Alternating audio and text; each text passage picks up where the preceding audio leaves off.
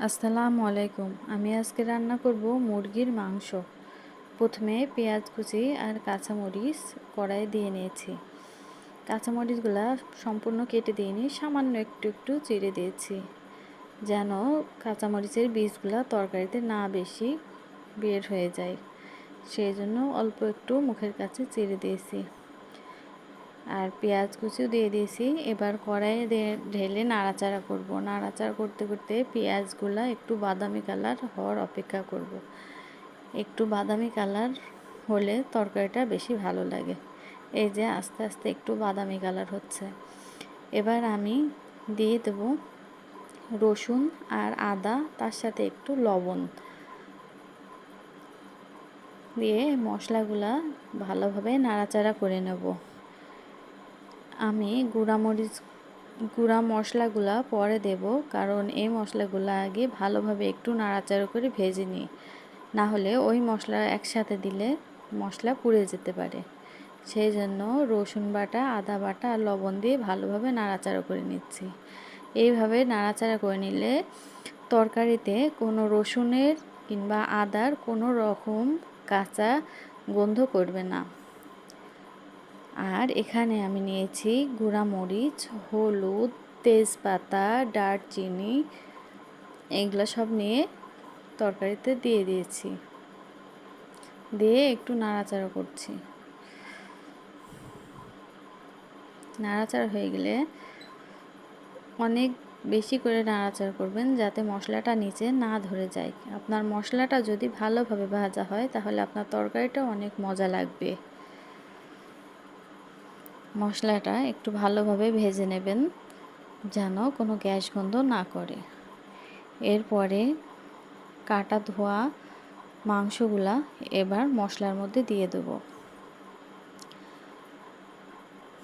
মশলার মধ্যে দিয়ে দেওয়া হয়ে গেলে একটু ভালোভাবে নাড়াচাড়া করে নেব, যেন মশলাগুলা প্রত্যেকটা মাংসের গায়ে লাগে।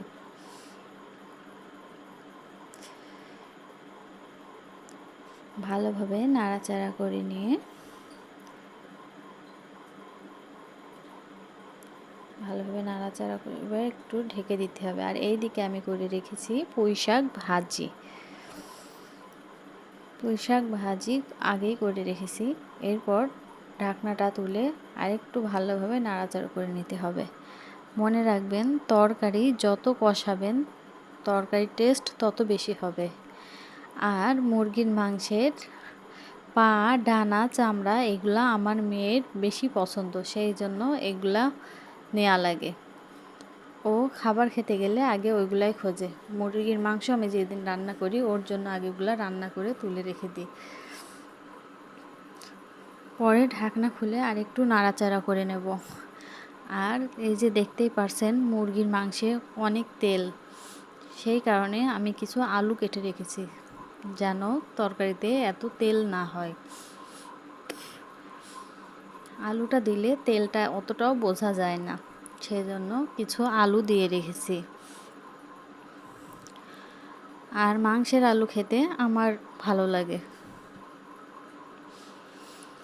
পরে নাড়াচাড়া করে নিয়ে তারপরে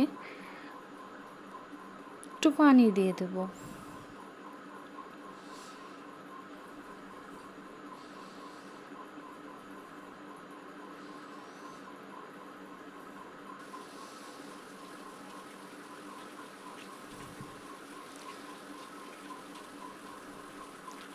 পরিমাণ মতো পানি দিয়ে দেব। পানি দেওয়া হয়ে গেলে তারপর আবার ঢেকে দেব, কারণ না ঢাকলে মাংসটা ভালোভাবে সিদ্ধ হয় না। আর আমি এইভাবে 2বার কষিয়ে নিয়েছি।